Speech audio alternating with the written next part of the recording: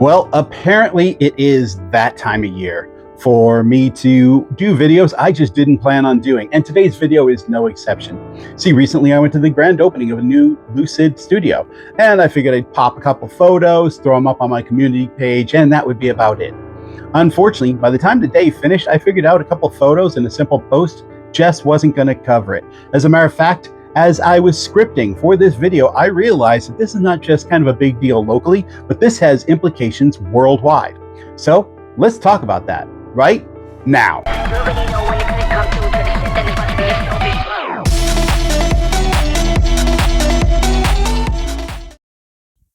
Hi, this is Rich, and welcome to Wings, Wheels, and Wires. So the background on today's video is a bit of a roller coaster, so let me walk you through it. Recently, Lucid posted some teaser photos of their upcoming mid-size electric SUV, the one a lot of people are presuming will be called Earth. And seeing this, I hopped onto my email and reached out to my contacts at Lucid to see if they had any tidbits of information they might be willing to share with me that I can share with you, my wonderful viewers. Well, very shortly afterward, they replied with a cleverly worded email that pretty much said, "We got nothing for you for now." So, in my mind, okay, we're done. No Lucid video for a little while because I really don't have anything to report. Very shortly after that, I also got an email separate from this from Lucid going with an invite to an upcoming studio grand opening in my local area. So I was like, hey, sure, why not? Especially they had snacks. Now, you look at me and you go, hey, he's got a couple extra pounds on him. I bet you he likes free snacks. And I would like to take the opportunity right here and now to set the record straight. Yes, I do. So immediately, I RSVP'd for this event. I mean, gee, you're going to feed me and I get to play with lucid airs and gravities. There is no downside here. Tell you what, give the video a thumbs up if you like free snacks. Why is this a concern? Well, let me kind of explain this by introducing you to the concept of put your money where your mouth is. Now, my interpretation of this is I tend to go by people's actions more than their words on what their true intentions are. Say, for example, you've done somebody wrong, and they are telling you time and time again, a dozen times, that they are not bothered and not upset by it.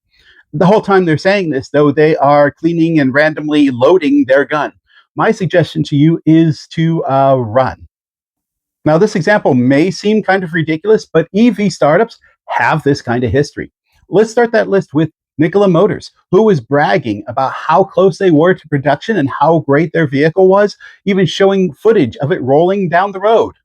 Now, emphasis on the word down, because it could only go downhill because it couldn't drive under its own power. And shortly after this, they went out of business when it came to light that they actually didn't have a working EV.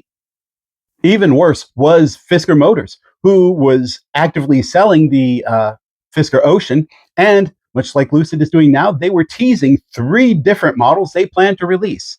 Of course, at the same time, they were letting employees go and selling off assets. Even more sinister, shortly after this, they were at Electrify Expo to promote sales of their vehicle after they'd already been granted approval for their bankruptcy, and they were just awaiting the official end date of the company, which was only a few days away at this point. Given this history, hopefully you can understand why I am skeptical about claims that EV startup companies make versus what they're actually doing. So what does this have to do with Lucid? Well, like all startup EV companies, their future is kind of precarious. You see, they lose money on every vehicle they produce. And basically, like all startup companies, they have to try to race to sell enough to hit economies of scale before they run out of their pool of money. If they don't do this, they will go out of business.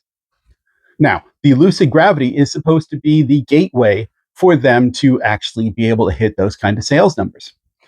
And there were some sources early on that claimed that they were not selling well. Lucid, of course, denied this, and luckily we now have their Q3 earnings report where we can see that they did sell more vehicles than they had in the previous quarters. So this is good news. With all that background out of the way, we can finally get to what my concern is. You see, them opening this new location so close to their old one could be a prelude for closing their other location. You see, this location is in a slightly remote industrial park, which probably has much lower rent than their current location. It's in the middle of a very expensive high-end shopping mall. So this could be a great way to save money, kind of pare back their company.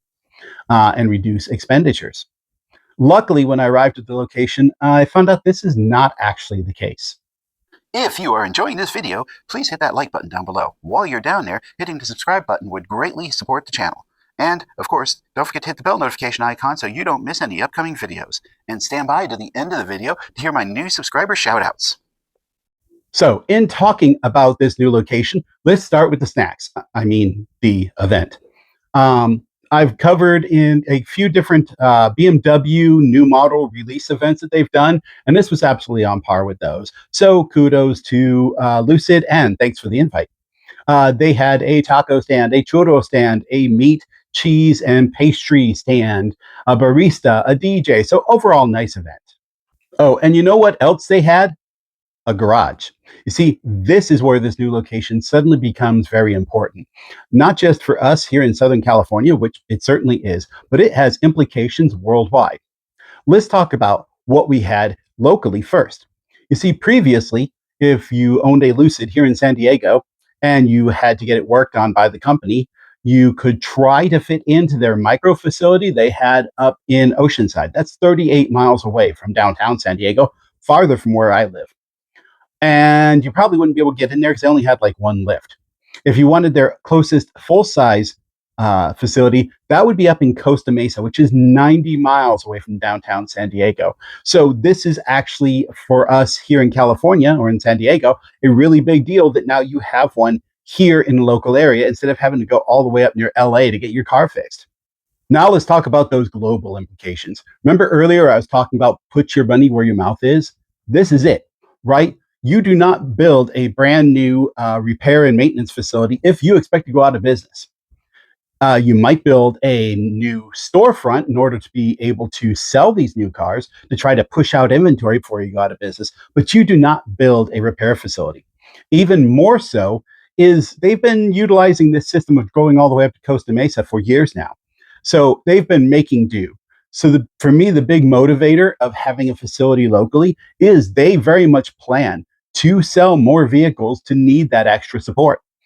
So this is them demonstrating that they believe that they will be around and that they're going to sell more vehicles, which definitely is more important to me than them saying that they're going to have this new vehicle or this is going to happen. This is them demonstrating we're going to be here for a while, and we actually expect to do better in the future than we have already done.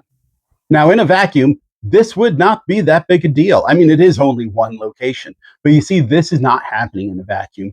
In just the past few months, they have also opened a location in Phoenix, Arizona, and another location in Casa Grande, California. And this is not including the international locations they have. I mean, they've built a ton of locations in Saudi Arabia. By the way, shout out to the many recent subscribers I've gotten from that region. So this is them globally expanding. So this demonstrates that same sort of faith in their future that I just talked about on a worldwide scale. But hey, that's my take on this, my impressions. I would love to know down in that comment section below what you think of this. Do you think this is a good sign? Am I just making a big deal out of just opening a new garage? Or do you see this as them legitimately having faith in their future? Go ahead and throw that in the comment section below. Don't forget to stick around for my subscriber shout out. And here's a video you ought to check out.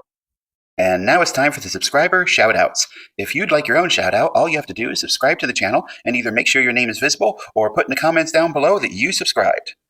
Avarianix Rodriguez, La Baron King, and Be Curious. Thanks for subscribing.